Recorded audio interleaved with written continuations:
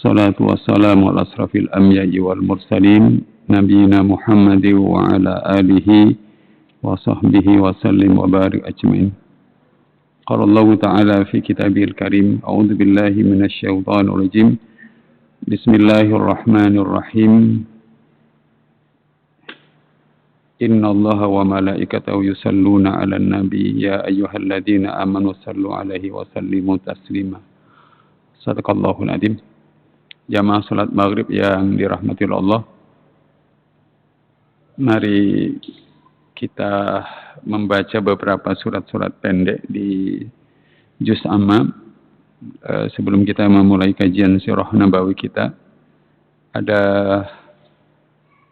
6 surat yang kita baca, surat-surat pendek semuanya, dan umumnya sudah kita kenal, yaitu dari surat ke 109 dari Qul Ya Ayyuhal Kafirun. Jamaah sekalian, kita membacanya bersama-sama. Mudah-mudahan suasana pikiran, perasaan dan hati kita dalam suasana yang penuh rahmat dan bimbingan Allah. Kita mulai bareng-bareng jamaah orang tua dari surat Al-Kafirun sampai surat An-Nas. A'udzu billahi minasy syaithanir rajim. Bismillahirrahmanirrahim. Qul ya ayyuhal kafirun la a'budu ma ta'budun wa la antum 'abiduna ma a'budu ولا أنا عابد ما عبدتم ولا أنتم عابدون ما أعبد لكم دينكم ولي دين. بسم الله الرحمن الرحيم. إذا جاء نصر الله والفتح ورأيت الناس يدخلون في دين الله أفواجا فسبح بحمد ربك واستغفره إنه كان توابا. بسم الله الرحمن الرحيم. تبت يدا أبي لهب وتب ما أغنى عنه ماله وما كسب سيصلى نارا ذات لهب وامرأته حمالة الحطب في جيدها حبل من مسد. بسم الله الرحمن الرحيم. قل هو الله أحد الله الصمد لم يلد ولم يولد ولم يكن له كفوا أحد. بسم الله الرحمن الرحيم. قل أعوذ برب الفلق من شر ما خلق ومن شر غاسق إذا وقب ومن شر النفاثات في العقد ومن شر حاسد إذا حسد. بسم الله الرحمن الرحيم. قل أعوذ برب الناس ملك الناس إله الناس من شر الوسواس الخناس الذي يوسوس في صدور الناس من الجنة والناس. صدق الله العظيم. Alhamdulillahirabbil alamin. Jamaah rahimakumullah. Kemudian malam hari ini kita ingin membahas salah satu peristiwa genting yang dihadapi oleh Rasulullah dalam fase perjuangannya, adalah peristiwa yang terjadi pada tahun 627 Masehi, jemaah sekalian, yaitu ketika beliau dan para sahabat harus menghadapi dua kekuatan, satu dari luar berupa 10.000 pasukan yang hendak menyerang kota Madinah, yang kedua dari dalam berupa pengkhianatannya orang-orang Yahudi yang bekerja sama dengan orang-orang musyrik yang hendak menghancurkan Madinah itu. Suasananya benar-benar genting dan belum pernah Rasulullah SAW dan bahkan belum pernah dalam sejarah Madinah menghadapi suasana seberat itu. Maka Rasulullah SAW mengumpulkan para sahabat. Peristiwa itu terjadi di tahun 627 Masehi. Nabi hijrah dari Mekah ke Madinah itu tahun 622 Masehi. Jadi 5 tahun setelah itu. Nah, 10.000 pasukan itu harus ditahan, tidak boleh masuk, dan orang-orang musyrik Mekah dan semua orang yang bersekutu dengan orang musyrik Mekah itu memang berniat untuk menghabisi Rasulullah dan kaum muslimin yang ada di Madinah itu. Tapi di dalam Madinah sendiri orang-orang Yahudi itu berkhianat dan bekerja sama dengan orang-orang musyrik di luar itu. Termasuk juga orang-orang munafik jamaah sekalian. Nah, apa yang beliau lakukan? Salah satunya yang pernah saya sampaikan di forum ini, beliau itu menerima saran dari Salman Al-Farisi setelah bermusyawarah. Salman Al-Farisi ini mengatakan, "Ya Rasulullah, inna kunna bi ardi Farisin idza khusirna handaqana." Ya Rasulullah, kami ini orang-orang Persia, apabila kota kami hendak diserang oleh musuh dari luar kota kami, biasanya kami melindungi kota kami dengan menggali jurang. Akhirnya Rasulullah menerima usulan itu, dan jurang yang beliau gali bersama para sahabat, saya sudah pernah sampaikan, jurangnya itu sejauh 5.544 meter. Berapa kilo itu? 5,5 kilo ya. Di dari Bundaran Waru ini ke Jawa Boyo, kira-kira begitu lah, paling gampang. Nah, lebarnya itu 4,2 meter. Saya nggak tahu apakah dari tiang ini ke kaca itu 4,2 ya. Sehingga kuda maupun onta tidak mungkin melompatinya. Dan dalamnya itu 3,2. 5,5 kilo, 4,2 dan 3,6. Jurang seluar biasa itu oleh beliau dengan para sahabat diselesaikan dalam waktu 10 hari. Coba bayangkan, kerja menggali jurang dalam waktu yang luar biasa selama 10 hari. Nah, hadirin yang dirahmati Allah, setelah jurang itu selesai, Rasulullah itu berjaga-jaga di dalam jurang itu untuk mengantisipasi agar 10.000 pasukan itu tidak bisa masuk selama sebulan, kurang lebih sebulan, jamaah. Nah, kemudian hadirin rahimakumullah, setelah sebulan lamanya berjaga-jaga, memang hanya tidak terjadi perang, Allah memberikan hadiah kepada Rasulullah dan kaum muslimin itu berupa turunnya badai gurun pasir yang meluluh lantakkan perkemahan pasukan yang 10.000 itu. Nah, jamaah Rasulullah, rekaman tentang peristiwa perang Ahzab ini Allah abadikan di dalam surat ke-33 sejak dari ayat ke-9 sampai pada ayat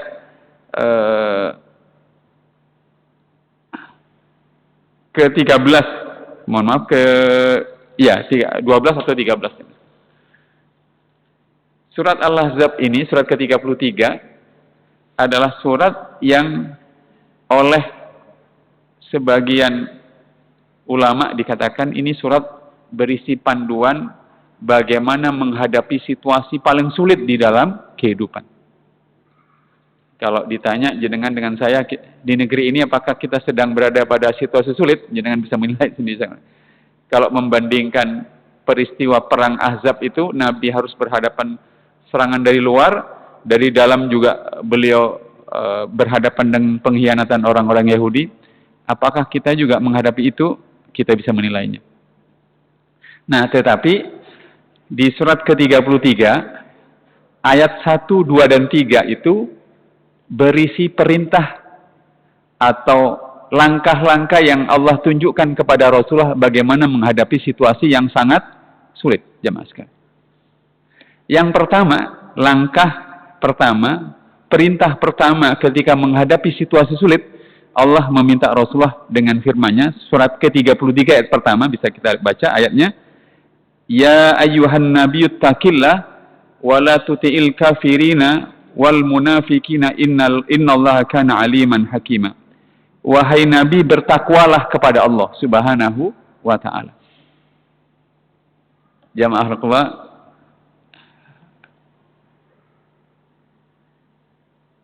ayat ini kalau direnung-renungkan, kenapa dalam situasi sulit itu yang diperintah bertakwa kepada Allah itu bukan orang beriman saja, tapi Nabi, pimpinannya langsung. Kata orang-orang bijak, kalau pimpinannya itu bagus, etikanya bagus, takwanya bagus, itu nular ke bawah. Tapi kalau pimpinannya dalam situasi sulit itu tidak pegang etika, tidak serius, tidak bertakwa, itu nular juga ke bawah, jamaah. Hadirin yang dirahmati Allah Subhanahu wa ta'ala. Nah, saya ingin mengajak jamaah sekalian merenungkan perintah takwa itu, takwa pada Allah. Jadi kalau kita ingat-ingat kembali fakta perang Ahzab yang terjadi pada tahun 627 Masehi. Bahkan perangnya itu jamaah Allah terjadi di bulan Syawal. Sementara jurangnya itu digali 10 hari dan perang Ahzab itu kalau kita teliti kemungkinan besar terjadi di bulan Syawal, di awal. Jadi gali jurangnya itu berarti di akhir-akhir bulan Ramadan, jamaah sekalian. Nah, hadirin rahimakumullah, saya ingin mengajak sekalian di hari Jumat ini, hari Selasa, 3 hari Rabu, Kamis, Jumat. Nanti kalau khutbah Jumat kita lagi-lagi jamaah Allah, khatib itu di antara rukun untuk khutbah Jumat, dia harus mengingatkan tentang perintah dan ajakan bertakwa. Hadirin, saya ini termasuk orang yang bertanya. Katanya orang bertakwa itu akan diberi jalan keluar, benar kan? Itu sering itu. Nah, kalau kita lihat apa yang dikerjakan oleh Rasulullah SAW di tengah-tengah kegentingan itu, Allah perintahkan bertakwa. Nah, bentuk langsung implementasi realnya bertakwa itu Nabi contohkan. Apa itu? Bermusyawarah, memimpin penggalian jurang sejauh 5,5 kilo, 4,2, 3,6 meter selama 10 hari. Setelah jurang itu jadi, beliau berjaga-jaga dalam jurang selama sebulan, dan sampai kemudian Allah berikan jalan keluar. Apa itu? Berupa datangnya badai gurun pasir yang meluluhlantakkan perkemahan lawan, jamaah. Hadirin yang dirahmati Allah Subhanahu wa ta'ala. Hari Jumat yang lalu saya ngaji dengan teman-teman guru-guru Al-Qur'an. Saya tawari begini. Ustaz, guru-guru Al-Qur'an itu guru Al-Qur'an di sekolah Islam di daerah Keputih sana aja. Ustaz, mau nggak ada 8 orang total itu? Mau tidak? Ustaz ini saya ajari ilmu training. Sehingga Ustaz ini dari guru Quran bisa juga mengisi training atau pelatihan dan segala macam. Salah satu Ustaznya itu menjawab gini, iya Ustaz, saya setuju kalau Ustaz Arkom mau mengajarinya. Saya ini seringkali bertanya, sampai kapan saya akan begini terus? Di guru Quran. Sampai kapan saya akan begini terus, berangkat pagi pulang malam katanya. Berangkat pagi pulang malam. Beliau adalah guru Al-Quran, jamaah sekalian. Tapi beliau mengaku sendiri, intinya itu bisa tidak dengan menjadi guru Al-Quran, mereka itu mendapatkan kehidupan yang jauh lebih baik, jamaah. Nah, di dalam Al-Quran itu, jamaah, perintah bertakwa itu salah satu bentuk konkretnya ketika Nabi berhadapan dengan serangan 10.000 pasukan, beliau mengumpulkan orang-orangnya, memilih ide yang terbaik, menggali jurangnya seluar biasa itu diselesaikan dalam waktu 10 hari, jurang jadi, beliau juga masih berjaga-jaga, tentu saja sholat, baca Al-Quran, doa semuanya dikerjakan, tetapi bentuk aktivitasnya seperti itu. Jamaah. Nah, maka hadirin yang dirahmati Allah Subhanahu wa ta'ala, saya pertama-tama ingin mengajak jamaah, apa hal yang ada dalam perintah takwa kepada Rasulullah SAW itu, jamaah. Kenapa Allah memerintahkan bertakwa dalam situasi sesulit itu, hadirin? dalam kondisi sulit, berat, jamaah Allah, biasanya orang-orang beriman, kita ini merasa sendiri, merasa yang dihadapi itu jauh lebih besar tantangannya, merasa tenaga kita tidak kuat, jamaah Allah, merasa bahwa lawan-lawan yang akan kita hadapi dalam perjuangan itu jauh lebih besar, persis seperti negara ini diperjuangkan. Saya ingin membuka catatan dulu. Kita ini kan merdeka tanggal 17 Agustus jamaah sekalian, tahun 1945. Pada tanggal 1 dan 6 Agustus jamaah Allah, sebelum itu di awal-awal pekan Agustus jamaah Allah, Soekarno, Hatta, Syahrir, 3 orang tokoh pergerakan kemerdekaan Indonesia itu dipanggil oleh Jenderal Terauchi. Jenderal Terauchi ini adalah pimpinan angkatan bersenjata, pimpinan militer Jepang di Asia Pasifik. Beliau bertiga itu diminta menghadap Terauchi di Dalat, Vietnam. Kepada 3 orang ini, Terauchi itu bilang, kami Jepang akan memberikan janji kemerdekaan kepada Indonesia pada tanggal 23 Agustus. Nah, begitu 3 orang pulang ini dan lewat Singapura, Syahrir itu, karena belum ada TV waktu itu, mendengar lewat siaran radio bahwa Jepang itu sudah kalah perang dengan sekutu. Kita tahu kan dijatuhkannya 2 bom kan, bom Hiroshima dan bom Nagasaki. Saya punya film tentang bom Hiroshima. Bom Hiroshima itu jamaah Allah, itu bom yang suhunya begitu diledakkan, suhu permukaannya bom itu 3000 derajat Celcius. Jadi kalau ada objek yang berjarak 0 sampai 2 kilometer jamaah, itu pastikan hangus terbakar. Kalau hadirin berada pada radius 500 meter 1 kilo dalam rumahnya kayu, dipastikan hadirin akan terlempar dan menembus kayu itu karena efek kejut gelombangnya yang sangat dahsyat. Nah, Jepang itu di pekan pertama Agustus itu tahun 45 mereka kalah perang dari sekutu. Cuma mereka tidak menyampaikan pada orang Indonesia ini, Soekarno, Hatta, Syahrir, tetapi berita itu diketahui oleh 3 orang ini waktu sampai di Singapura. Akhirnya jamaah Allah, setelah sampai di Jakarta, para pimpinan perjuangan pergerakan kemerdekaan Indonesia kita itu ngobrol begini, kenapa kita ini harus nunggu tanggal 23 Agustus? Jepang sudah kalah kok.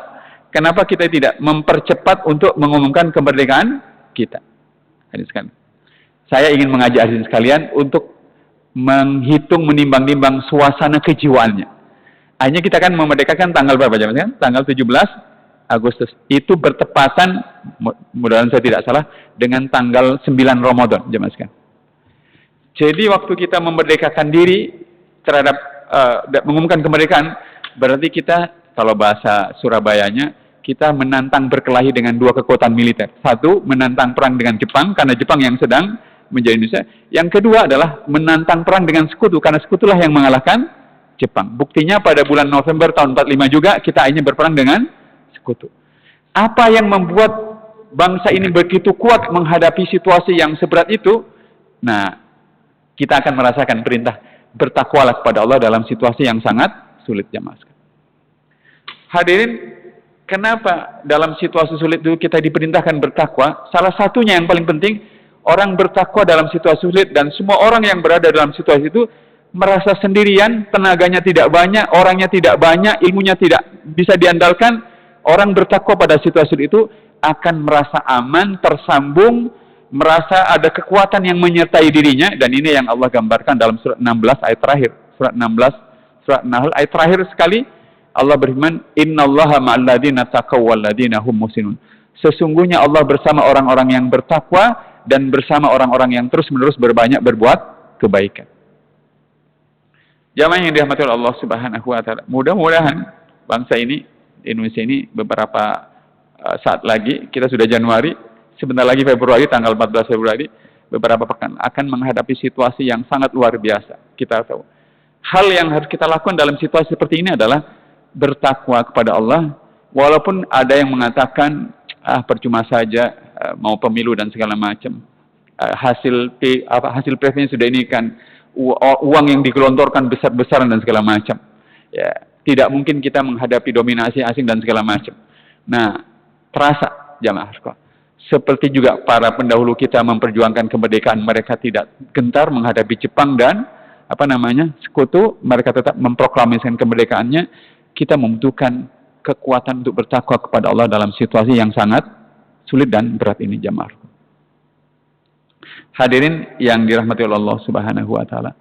Kita tahu sendiri kan waktu terjadi perang 10 November di Surabaya itu, kita kan diancam oleh sekutu agar meletakkan dan mengembalikan senjata yang kita ambil dari Jepang. Tapi kita marah dan kemudian kita melawan jamaah. Itu bukanlah suasana kejiwaan kolektif yang gampang jamaah. Hadirin, satu itu. Jadi bertakwa dalam situasi sulit itu akan membuat kita itu merasa tenang, merasa kuat, merasa mampu menghadapi tekanan, ancaman seberat apapun jamaah. Hadirin yang dirahmati Allah Subhanahu wa taala. Yang kedua, saya ingin gambarkan orang-orang yang bertakwa itu dalam situasi sulit itu ya ayah, kemudian kakak, ketua RT, lurah, pimpinan perusahaan, dokter, dan segala macam. Ketika berada dalam situasi sulit itu, pasti kita itu membutuhkan solusi, ilham, ide, jalan keluar untuk digunakan menyelesaikan masalah kita.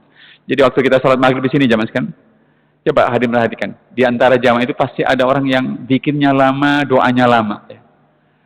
Biasanya kalau diperhatikan secara fisik seperti itu, beliau yang sedang lama berdoa dan paling banyak berzikir sedang membutuhkan jalan keluar yang harus dia dapatkan.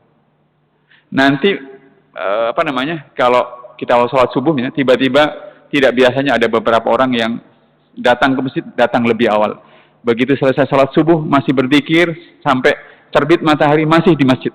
Orang seperti ini biasanya sedang beban masalahnya yang dihadapi sangat berat. Dan dia membutuhkan jalan keluar jamaah. Sebagian biasanya kadang-kadang saya perhatikan itu orang yang sedang sholat itu, sholat sunnah maksudnya, sujud lama sekali. Biasanya orang-orang seperti itu sedang membutuhkan solusi dan jalan keluar dari Allah Subhanahu wa taala. Maka saya ingin mengajak jamaah sekalian, kalau tadi di surat 16 ayat terakhir Allah menjamin selama kita bertakwa, yang akan mendampingi, menyertai, yang memberikan rasa aman, keberanian menghadapi tantangan itu adalah Allah. Karena kita dibersamai oleh Allah Subhanahu wa taala. Nah, kali ini di surat kedua ayat 282, kalau kita bertakwa kepada Allah Subhanahu wa taala, jamaah sekalian, Allah akan memasukkan petunjuk, ide, gagasan, solusi, ilham ke dalam pikiran kita, jamaah sekalian.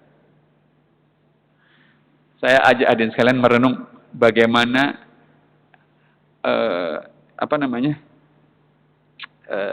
agresi militer Belanda yang kedua itu bisa dikalahkan. Jadi Belanda itu setelah kita merdeka melakukan 2 agresi militer. Satu pada tahun 47, yang kedua tahun 48. Agresi militer itu adalah serangan militer Belanda ke Nusantara untuk kembali menjajah Indonesia. Nah, agresi militer yang kedua itu terjadi tanggal 19 Desember 48. Waktu itu Panglima Besar kita, Jenderal Sudirman, sudah terbaring sakit jamaah. Saya pernah cerita di forum ini, di masjid ini, sakitnya itu parah, beliau hanya hidup dengan 1 paru-paru. Nah, waktu Belanda menyerang Jogja, menguasai lapangan terbang Maguwo dan segala macam, karena Jogja waktu itu adalah ibu kota sementara negara kita, maka Pak Dirman yang terbaring sakit itu tiba-tiba mengejutkan orang yang menjaganya, jamaah. Yang menjaganya itu namanya ajudannya. Cokro Pranolo dan Rudini, 2 orang yang kita kenal kemudian dibunuh. Rudini itu Gubernur Jawa Tengah, Menteri Dalam Negeri dan Ketua KPU. Sementara Cokro Pranolo itu adalah mantan Gubernur Jakarta. Ya. Kata beliau berdua, begitu Belanda nyerang Jogja itu dan raungan pesawat tempur itu susah susah untuk tidak dihindari karena suaranya keras sekali. Tiba-tiba Pak Dirman itu minta dibangunkan, minta dipapah keluar. Padahal sudah tidak bisa jalan. Bahkan setelah sampai di luar melihat langit Jogja penuh dengan pesawat tempur Belanda, beliau bilang bahwa saya menghadap Presiden Soekarno. Di depan Presiden Soekarno, Sudirman ditanya. Dik Dirman, dipanggil Dik Dirman karena menjadi Panglima Besar itu pada usia 29 tahun. Masih muda. Dik Dirman, bukankah engkau sedang sakit? Kata Sudirman, Panglima Sudirman, yang sakit itu Sudirman, tetapi panglima besarnya tidak sedang sakit. Ya, Mas. Ya. Nah, hadirin, lalu Pak Dirman sebagai panglima besar menagih janji pada Soekarno. Sekarang Belanda sudah melakukan agresi militer yang kedua. Apakah panglima tertingginya ataukah panglima besarnya akan memimpin perang? Panglima tertinggi itu adalah presiden dalam struktur militer Indonesia, sementara panglima besar adalah Sudirman. Kenapa Pak Dirman menagih Presiden Soekarno seperti itu? Karena Soekarno pernah berjanji kalau sampai Belanda melakukan agresi militer yang kedua setelah yang pertama, maka Presiden Soekarno yang akan memimpin perang sebagai panglima tertinggi. Nah, hari itu ditagih oleh panglima besar Sudirman untuk memimpin perang, Soekarno tidak bisa memimpin perang. Akibatnya, dalam keadaan yang tidak masuk akal, laki-laki yang sudah tidak layak berjalan, hidup dengan satu paru-paru, bahkan jangankan perang, berjalan sudah tidak layak, beliau memimpin perang dengan keadaan ditandu itu, jamaah. Perang itu berlangsung dari Desember sampai Maret 49 dan ditutup dengan serangan Maret 1 Maret 1949. Saya ingin menggambarkan situasinya yang mencekam. Jadi waktu itu Jenderal Sudirman, Letnan Jenderal Sudirman, Letnan Jenderal Soeharto, Letnan Jenderal Simatupang, Hamengkubuwono ke-9 dan banyak pimpinan militer itu kemudian mengatur strategi gimana caranya Belanda bisa diusir dari Yogyakarta. Sementara kekuatan militer kita tidak cukup. Tapi mereka perlu cara yang cerdas untuk membuat Belanda hengkang dari ibu kota kita.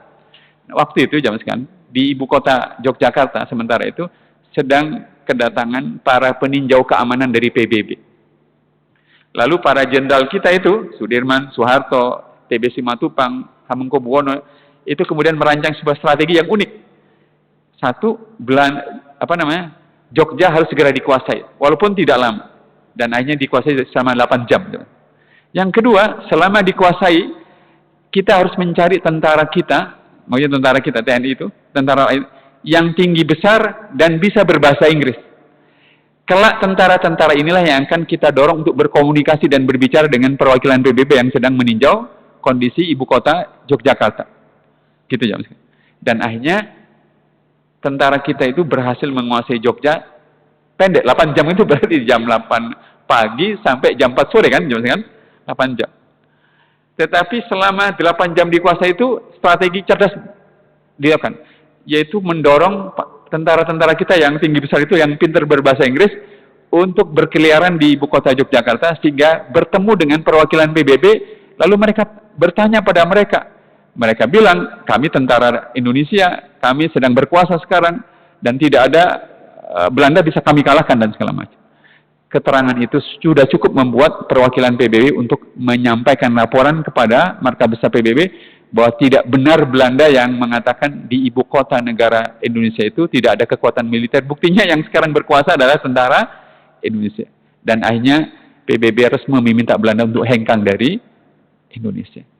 Saya ingin mengatakan, kalau kita berada dalam situasi seperti situasi para jenderal di negeri ini, di mana Belanda dengan kekuatan militer yang luar biasa, mereka harus diusir, tapi untuk mengalahkan total tidak mungkin. Nah, pikiran itu perlu diisi dengan ide dan ilham seperti itu. Kalau hadirin susah membangun masjid, susah menyekolahkan anak, susah mengatur pemasukan dan pendapatan kantor, perusahaan yang sedang terkait. Saya yakin sebagai orang beragama, waktu kita berdoa pada Allah, minta solusi, minta ide, minta gagasan, minta jalan keluar. Nah, Allah berfirman dalam surat kedua ayat 282, bertakwalah kepada Allah, maka Allah akan mengajari kalian, kata Allah Subhanahu wa ta'ala. Itu yang dibutuhkan. Bahkan kalau hadir misalnya mau baca Al-Quran, ada teman saya selama krisis, pas COVID kemarin, Ustaz Arkom saya ini pas COVID itu, dia pengusaha properti. Saya ini kalau ngaji sehari 5 juz, saya niati dengan niat, ya Allah saya baca Al-Quran dengan niat ngadu, curhat kepada Engkau ya Allah. Silahkan saja begitu. Hadirin kalau sedang sulit, situasi sulit, baca Al-Quran sebanyak-banyaknya dengan niat, ya Allah aku membaca Al-Quran ini untuk mendekatkan diri kepadamu, lalu terimalah bacaan Al-Quranmu, pahalailah, bimbinglah aku ya Allah, tunjukkan kepadaku jalan keluar dengan bacaan Al-Quran yang aku baca. Memang itu yang kita butuhkan, jamaah.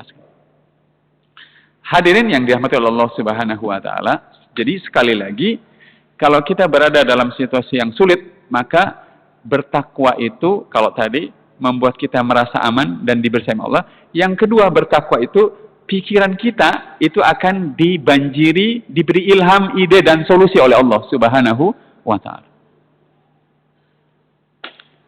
Hadirin, ini tentang perang gerilya lagi. Saya sudah pernah cerita di forum. Ada sebuah novel ini novel sejarah, judulnya Kupilih Jalan Gerilya. Pada satu kesempatan di Gunung Lawu, Pak Dirman tiba-tiba mengejutkan pasukannya. Kata beliau, Belanda yang terus-menerus mengejar kita sudah tidak mungkin kita hindari. Kata Pak Dirman begini, tiba-tiba terkejut aja. Gantilah baju perang kalian dengan baju sholat kalian. Itu perintah aneh dan tidak masuk akal.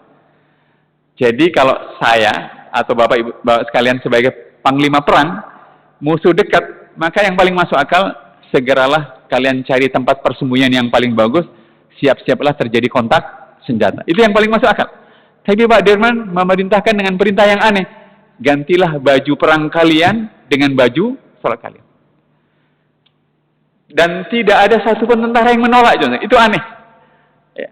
Karena selama ini Sudirman itu sampai di suatu tempat dalam perjalanan gerilya itu, kata Pak Dirman, tinggalkan tempat ini. Beberapa pasukan bilang, Pak Dirman kan kita baru sampai di tempat ini, pokoknya tinggalkan. Begitu ditinggalkan, tiba-tiba Belanda sudah membombardir tempat yang ditinggalkan oleh tentara kita. Dan itu terjadi berkali-kali, sehingga tentara Sudirman itu percaya ketajaman firasat Sudirman. Waktu Panglima Sudirman mengatakan, gantilah baju perang kalian dengan baju sholat, tidak ada satupun yang menolak. Dan kemudian, jamaah Rasulullah, semua pasukan berganti baju sholat, tentu saja senjatanya disembunyikan. Pak Dirman memimpin doa di tengah-tengah pasukan itu, kayak orang istighosah. Nah, tidak lama kemudian Belanda datang dengan membawa mata-matanya, dan mata-mata Belanda itu salah satu tentaranya Sudirman, bisa dibayangkan. Dan mata-mata itu bilang, itu Sudirman, udah pasti tidak bohong itu. Dan karena memang benar-benar Sudirman itu jamaah. Lalu setelah mata-mata itu bilang itu Sudirman, Panglima tempur Belanda yang memimpin pengejaran itu bereaksi sangat emosional, marah. Apa? Engkau bilang dia Sudirman? Yang dia tunjukkan kepada Panglima tempur Belanda itu seorang laki-laki yang kurus, wajahnya pucat, bajunya gelombor. Bayangan Panglima tempur itu, Sudirman itu adalah seorang yang wajahnya bersemangat, gagah perkasa. Kok yang ditunjukkan kepada dia adalah laki-laki yang justru sebaliknya. Padahal memang itu benar-benar Sudirman. Akhirnya Panglima tempur Belanda itu mengambil senjata apinya dan akhirnya menembak. Yang ditembak itu bukan Sudirman yang ditunjukkan oleh mata-mata itu, tetapi yang ditembak adalah mata-mata Belanda yang dianggap berbohong oleh Panglima tempur Belanda itu. Saya ingin mengajak dalam situasi seorang panglima perang seperti Sudirman memimpin pengejaran, dirinya sudah tidak kuat berjalan, harus ditandu dekat. Saya ingin mengatakan, apa ide seorang panglima tempur itu dalam situasi yang sangat berat. Nah, disitulah kita akan merasa bahwa pikiran itu butuh bimbingan dari Allah Subhanahu wa Ta'ala. Maka di surat kedua ayat 282 Allah beriman, wattaqullah wa yu'allimukumullah. Bertakwalah kepada Allah, maka Allah akan mengajari kalian.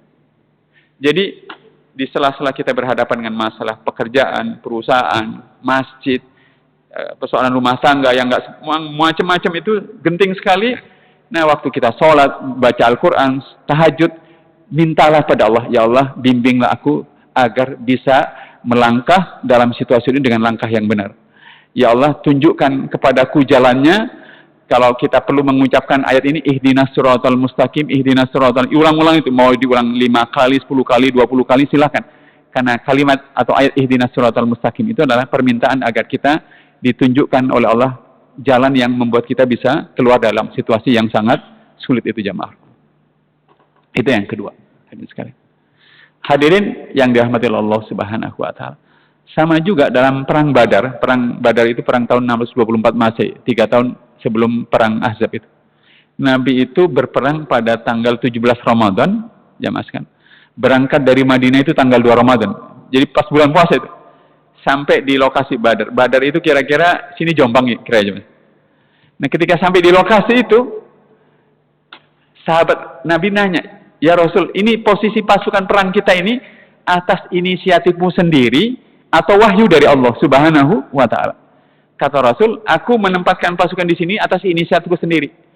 Lalu sahabat bilang, kalau begitu ya Rasul, pindahkan air yang ada di depan pertahanan kita itu,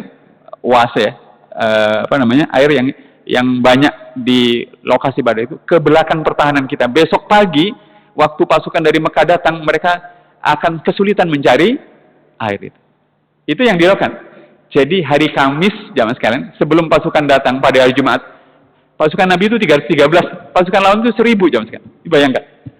Beliau mencoba segala ikhtiar kemanusiaan itu dengan cara memindahkan air yang ada di lokasi badai itu ke belakang pertahanan lawan, ke belakang pertahanan beliau.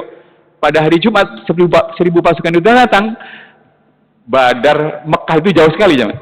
Jadi Badar ke Madinah lebih dekat daripada Badar ke Mekah.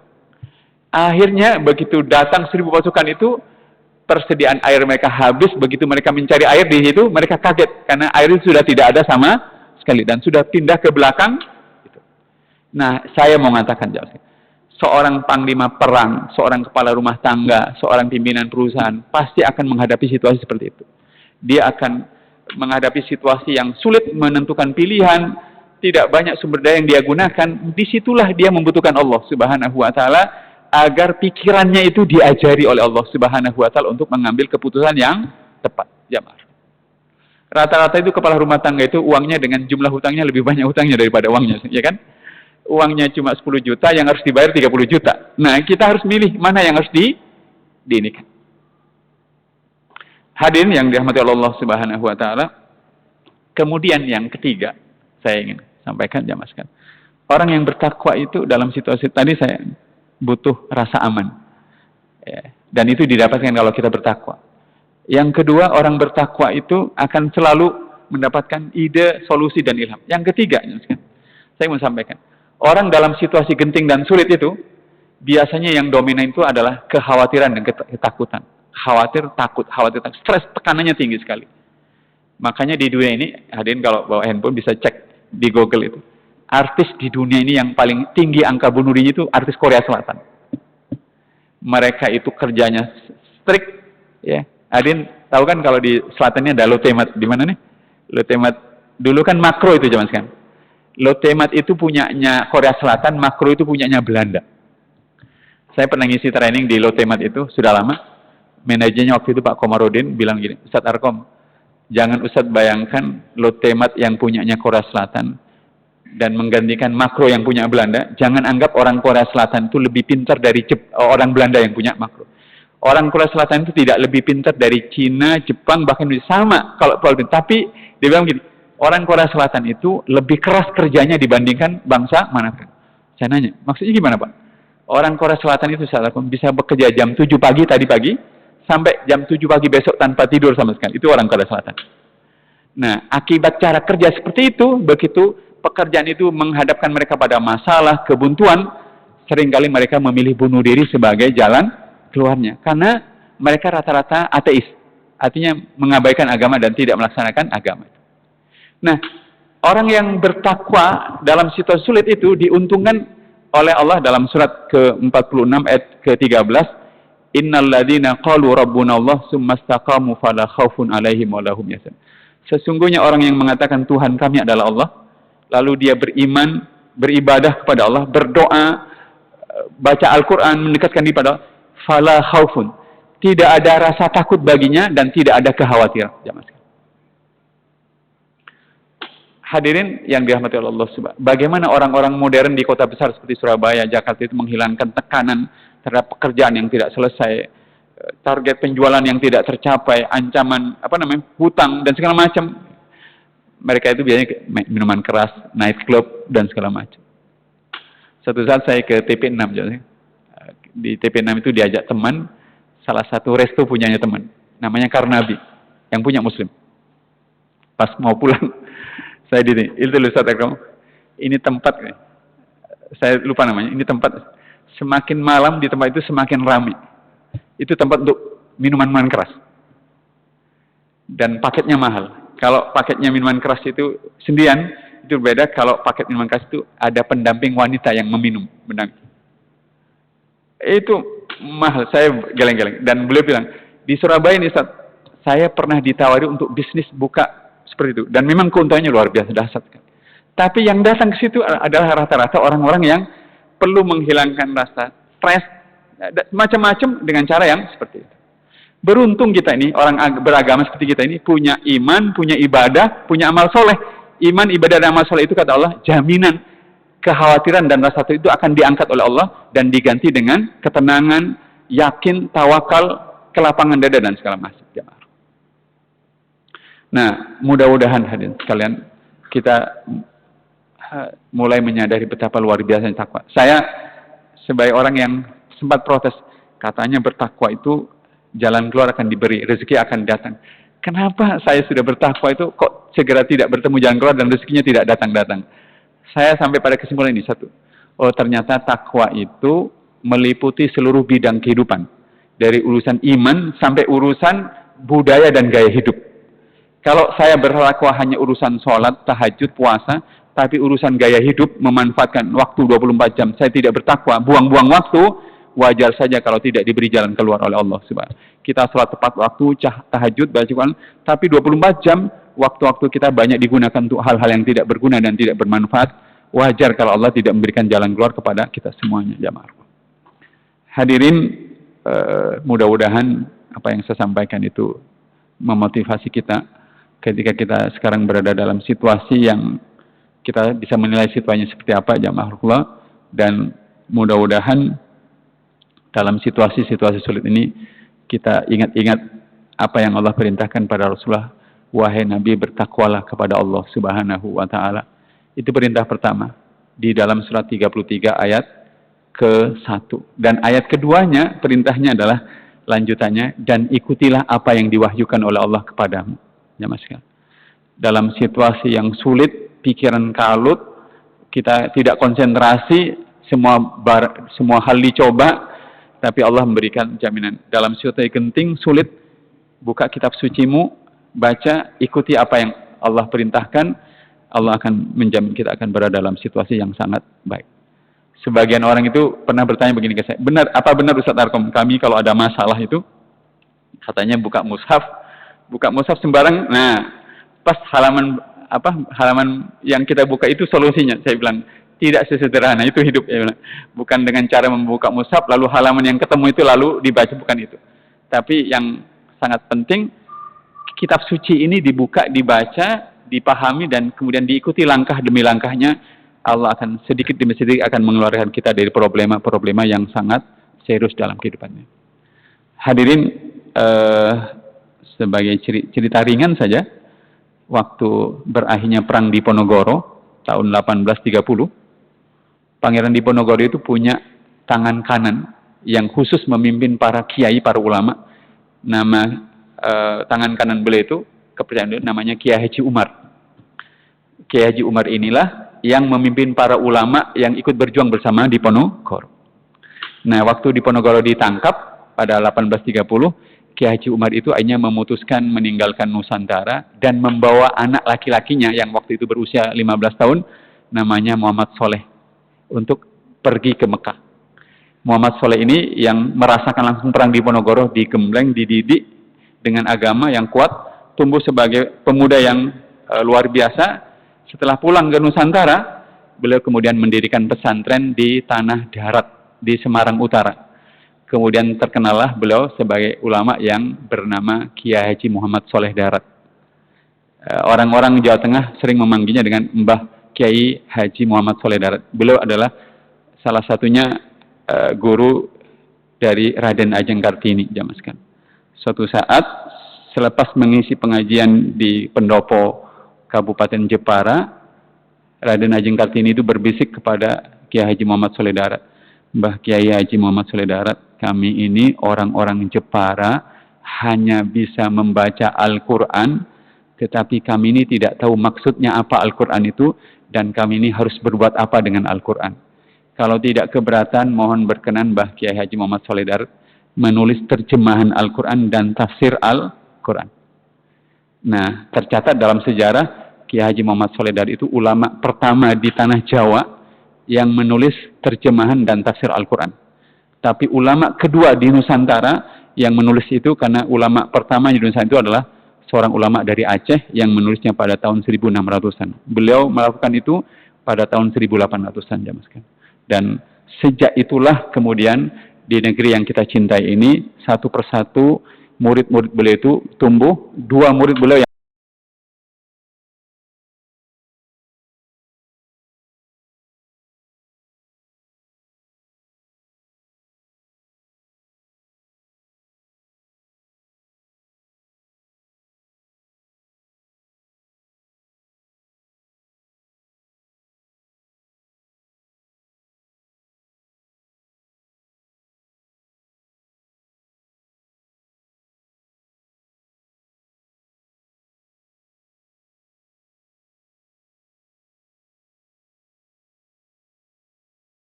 itu tumbuh. Dua murid beliau yang terkenal adalah Ki Haji Hashim Asy'ari dan yang kedua Ki Haji Ahmad Dahlan. Kelak kemudian dua orang ini kita tahu yang satu menjadi pendiri Nahdlatul Ulama dan yang satu menjadi pendiri Muhammadiyah. 3 tahun beliau itu menjadi santri dari Ki Haji Muhammad Sholeh Darat.